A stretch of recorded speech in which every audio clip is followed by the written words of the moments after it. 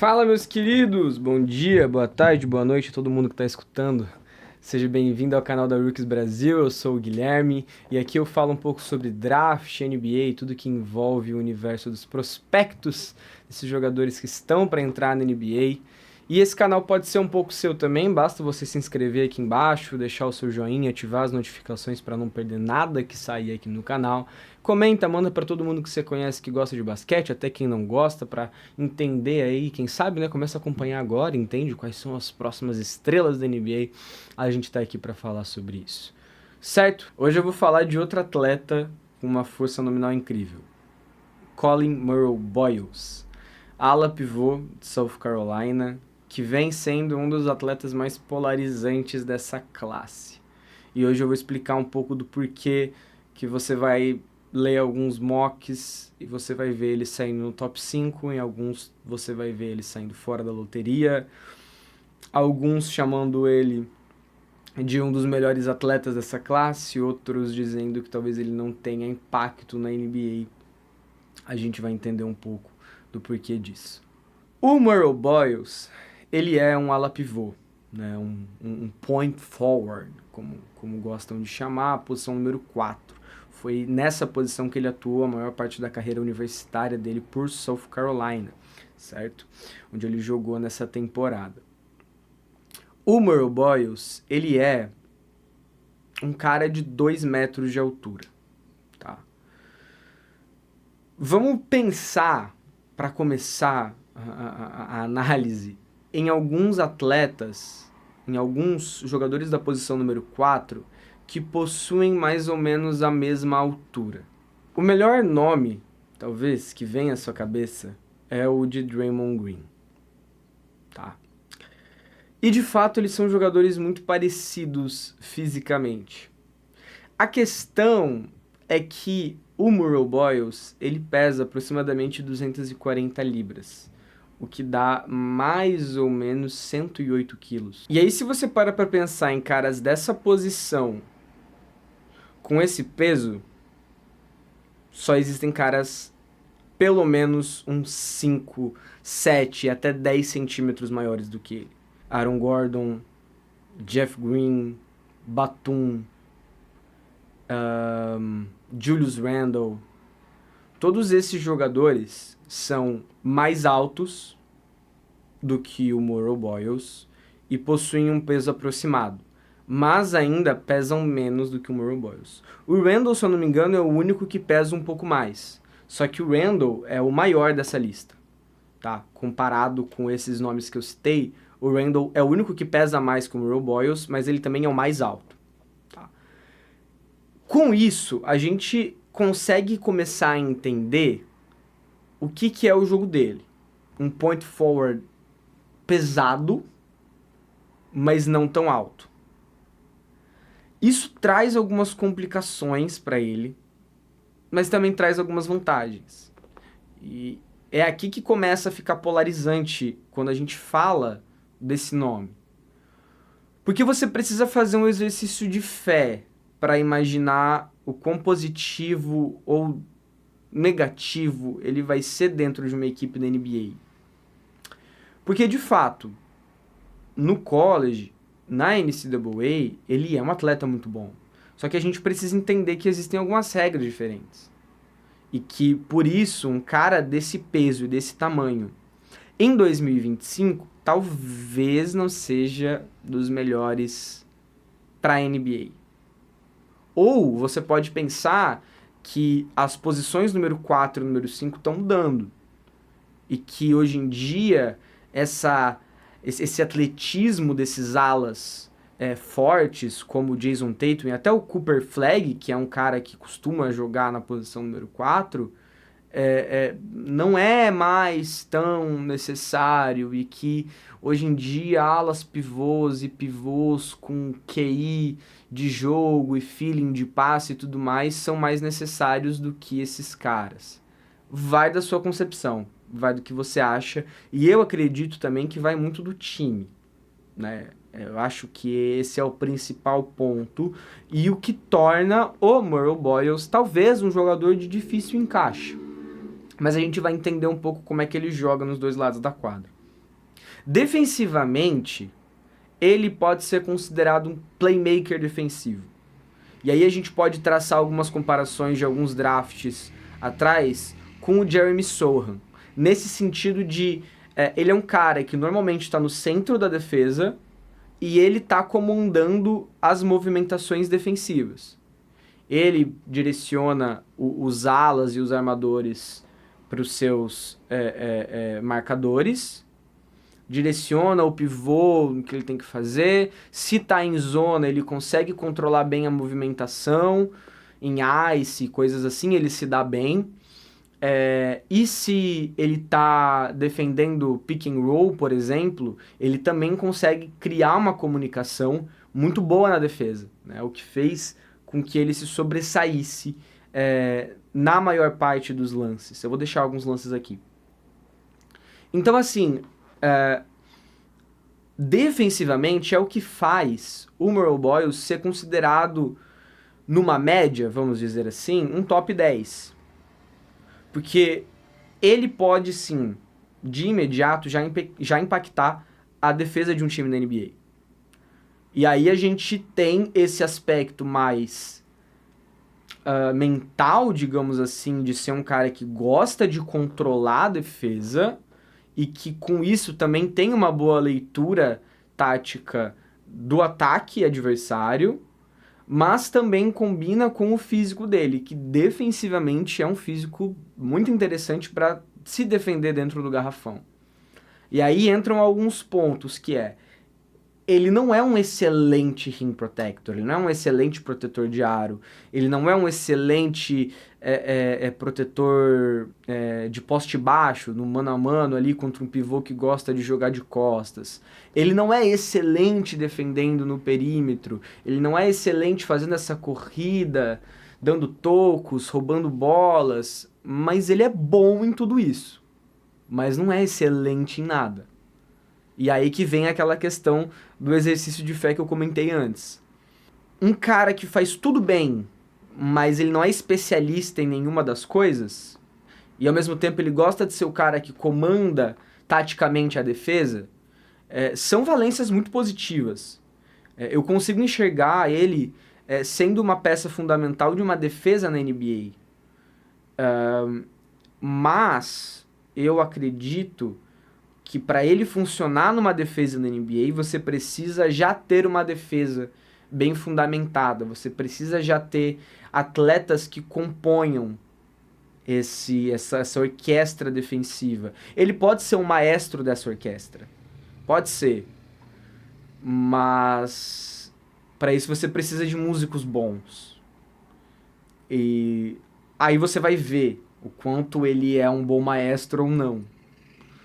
Eu gosto desse exemplo do Sohan, porque o Sohan, no college, ele tinha uma liberdade bacana para ser esse playmaker, porque ele era um pouco mais... Ele é um pouco mais móvel, ele é mais leve, né? Ele consegue transitar melhor entre as movimentações de bola. E quando ele chega na NBA, ainda sem o Wembanyama, ele consegue montar uma defesa bacana ali junto com o Vassell e o Zach Collins até, né, nesse ano anterior da chegada do Wembanyama, tinha tido uma temporada muito boa.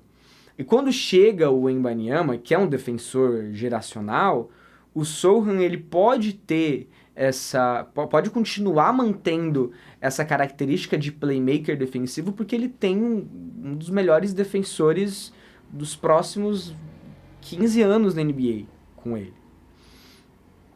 Então, o Merle Boyles, ele precisa que tenha uma defesa boa, que seja os braços e as pernas dele. Porque um dos problemas dele, e aí é o que impacta totalmente esse peso dele, comparado com o tamanho, é algo meio desproporcional, ele não é tão móvel. Diversas vezes você vê, se ele sai para marcar no perímetro, um armador com um pouco mais de manejo ali da bola consegue passar facilmente por ele. Ele tem uma recuperação boa, porque a leitura dele é boa. Então, assim, ele vai se recuperar comandando. Tipo, o armador passou por ele, ele consegue entender o que o armador vai fazer e direcionar a defesa para se posicionar melhor. Quando a defesa colapsa, ele consegue arrumar ela, basicamente. Acho que essa frase ficou bem melhor de explicar. Mas eu não sei se isso é algo que você quer constantemente. A sua defesa colapsar porque ele teve que sair pro perímetro e marcar alguém muito mais rápido e ágil do que ele. No mano a mano, ele vai ser bom defendendo caras que possuem um jogo parecido com o dele. Mas ele vai ter dificuldade em caras mais rápidos, com caras mais fortes. Ele até se garante na força, porque ele é muito pesado. Mas essa falta de mobilidade lateral que ele tem é algo meio complicado. Principalmente num jogo tão rápido que é da NBA. Então, de novo, é um exercício de fé que você precisa fazer. Ele sim tem uma boa verticalidade para pular e dar toco. Tem um tempo de reação bacana. E uma estatística muito interessante é que ele não é um cara que se coloca em problemas de faltas. Naquela estatística avançada por 40 minutos, o Murray Boyles tem 3,5 faltas por 40 minutos. Comparado com alguns outros defensores impactantes na NBA, o Herb Jones, por exemplo, tinha 4,2 faltas. O Draymond Green tinha 3,4, um pouco menos do que ele. O Chet Holmgren teve 3,9. E talvez o melhor defensor da NBA que mais tenha problemas de falta, o Jaren Jackson Jr., tinha 5,9 faltas por 40 minutos. Então, o Murray Boyles, ele é sólido nesse sentido. É o que eu comentei, ele faz tudo muito bem na defesa, mas ele não vai ser especialista em nada. Então, eu acredito que ele possa impactar de imediato numa defesa da NBA, mas eu acho que é muito contextual. E aí você precisa ter um salto de fé. Você precisa ter um exercício de fé. Vamos partir pro outro lado da quadra. E aí eu acho que é aqui que tá o maior problema dele. O Murray Boyles não tem arremesso de 3. Não tem arremesso de 3. Não tem. Ele acertou 9 de 39 bolas tentadas de 3 em 2 temporadas no college. Aproveitamento de 26% na carreira. A mecânica não é boa. Ele não tem a criação de arremesso. Ele não tem uma movimentação fora da bola. E deixar ele parado no corner e forçar ele a arremessar vai fazer com que ele saia da NBA em meses. Não. A gente viu a evolução de bolas de 3, de caras que chegaram na NBA e não eram bons arremessadores, né? A gente tem um exemplo do Ryan Dunn, que era um especialista defensivo da última classe e que chegou na NBA e do nada o arremesso de 3 dele, que não existia, passou a existir. Pode ser, pode acontecer. A gente viu também a evolução do Aaron Gordon, que ao longo da carreira, esse ano ele teve o maior salto em eficiência para 3 pontos. E assim, pode acontecer, mas depende do quanto você está investindo nisso, né? E talvez essa não seja a carreira do Murray Boyles. O jogo dele, eu vou falar da melhor parte. Vou falar o que ele faz de melhor nesse lado da quadra. Tanto em armação quanto em pontuação, é dentro do garrafão. É embaixo da cesta. Ele é um ótimo... Como eu comentei no vídeo do VGA de Combo, se você não viu, vou colocar em algum lugar aqui para você assistir. Essa classe é muito repleta de conectores, connectors, como gostam de dizer os analistas. Existem ótimos jogadores que não deixam o seu ataque morrer. Que a bola chega neles e eles conseguem fazer o ataque, a engrenagem do ataque funcionar. O Murray Boyles, ele é até um dos melhores nisso. a gente pode dizer que ele é um post playmaker, né? Um armador embaixo do garrafão. No college, ele distribuiu muitas assistências nessa situação de infiltrar e estar ali debaixo do garrafão e vir dois defensores em cima dele e ele achar um passe, achar o cara livre. Aconteceu muito disso, muito disso. Porque ele colocava certo medo nas defesas quando ia em direção ao garrafão. No college. Na NBA eu não sei se isso vai acontecer. Porque como eu comentei, ele não é dos caras mais explosivos, ele não tem a melhor mobilidade lateral e ele não é tão alto. O melhor Murray Boyles no ataque é um Murray Boyles atacando a cesta, cortando em direção a ela. O que pode parecer meio controverso para um cara do tamanho do peso dele. Mas é o melhor Murray Boyles que tem. Ele está correndo em direção à cesta e você encontrar ele ali. Porque, por incrível que pareça, ele tem um bom arsenal de bandejas. E ele, quando tá no ar, tem uma mobilidade boa com as mãos para fazer uma bandeja. O que é meio bizarro, mas é o que acontece. E o que talvez torne ele meio especial pro tamanho dele. Ele acertou 73% das bolas em direção à cesta. Como um cutter, né? Recebendo essa bola, correndo em direção à cesta e finalizando a bandeja. O que é um bom aproveitamento. É um aproveitamento de um armador da NBA. Um cara como, sei lá, o Colin Sexton. Até o Shea. São caras que têm médias parecidas nisso, né? Só que você quer colocar um cara desse tamanho... Porque assim... ele não causa nenhum medo no perímetro. Você deixar ele no perímetro para fazer esses cortes em direção à cesta, o garrafão vai fechar, ele não vai ter espaço na NBA. Então isso é algo que preocupa nele. Preocupa um pouco. Bastante, na real. É como é que ele vai ter o jogo ofensivo dele. Porque você pensa assim, caras com o mesmo peso, Sabonis, caras mais altos, até o Randle, né? São caras que são muito mais móveis e muito mais altos do que ele. Ele ter 2 metros, eu acho que é o que complica. Se ele tivesse 2,7, cara, 7 centímetros a mais, 2,5 até, as coisas mudariam pra ele na NBA. Porque ele não tem uma envergadura ruim. Ele não tem uma envergadura ruim. Mas tem muitos lances em que ele tá tá de costas pra cesta, bate bola, vira e tenta fazer, assim. E ele, cara, ele fez muitos pontos, assim, no college. Com defensores na NBA, eu não consigo imaginar ele fazendo essas cestas. Eu vou colocar, você tá vendo agora essas cestas. Eu não consigo imaginar ele na NBA fazendo esse tipo de cesta. E aí vira aquela coisa. Se ele faz esse tipo de cesta na NBA, pô, gênio. Vira o Jokic. O Jokic faz esse tipo de cesta, mas ele é o Jokic, que é muito mais alto e muito mais pesado também do que ele. Mas é o Jokic, sabe? Eu não posso traçar essa comparação, é um crime fazer isso. Por conta do tamanho.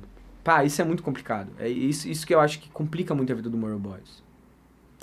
Mas aí, de novo, eu acho que num sistema que você tenha igual o Boston Celtics, igual o Utah Jazz de alguns anos atrás, que jogavam com 5 jogadores abertos e 4 jogadores abertos e o Gobert ali,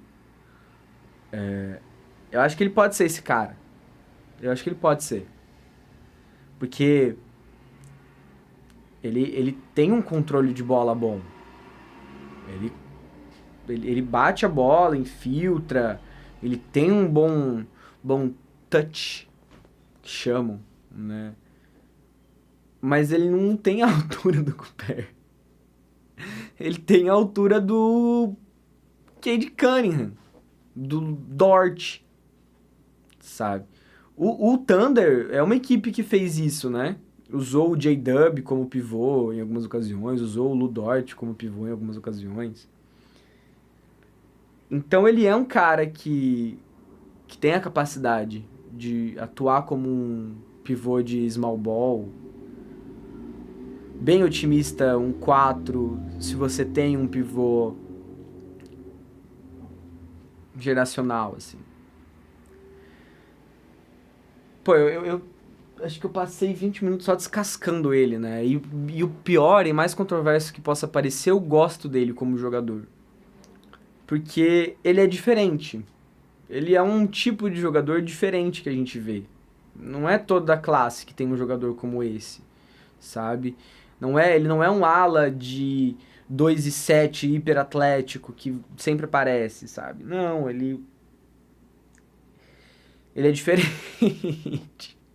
O problema, Boyles, não é você, sou eu. Putz, cara, é difícil. Mas assim, é o que eu comentei. Todas essas informações, pega todas as informações que eu passei aqui e você me diz se elas são positivas ou se elas são negativas, tá? Tamanho e peso dele. Ele pode ser um defensor, ele vai ser um defensor que vai impactar na sua defesa. Em tudo. Faz tudo bem, mas não é excelente em nada. No ataque, você precisa ser uma equipe que possa proporcionar para ele a possibilidade de armar o jogo na cabeça do garrafão. Se ele for um Sabonis do Kings, do Mike Brown, cara, pode ser um bom jogador na NBA. A gente viu na série de Sacramento Kings e Golden State Warriors, há uns 2 anos atrás, naquela primeira rodada dos playoffs, o Sabonis tendo medo de atacar a cesta em momentos que ficava livre. O Murray Boyles não tem medo. O que é bom, mas também é ruim. Porque não necessariamente ele vai atacar a cesta e vai fazer. Mas, é o que eu comentei, se ele fizer, é um exercício de fé. Eu falei, acho que esse termo umas 5 vezes nesse vídeo, mas é o que é o Murray Boyles. Até acabou o vídeo. 25 minutos cravados. E eu não vou continuar aqui. Eu acho que eu só falei mal dele, na real. Bah. Mas eu gosto muito dele. Não acho loucura se ele sair no top 10. Tá? Bom, esse foi o vídeo. Eu agradeço a todos vocês que assistiram até aqui. Se inscreve no canal, apoia os criadores de conteúdo independente do Brasil. Comenta a sua opinião sobre ele. Eu quero ouvir o que você acha dele, se você já assistiu alguns jogos do South Carolina. Comenta o que você acha de jogadores desse tipo. E também escreve aí qual jogador você quer que eu fale no próximo vídeo. Estou aberto a críticas, sugestões e tudo que vier pra somar aí. Beleza, meus queridos? Fiquem com Deus e até o próximo vídeo. Tchau, tchau.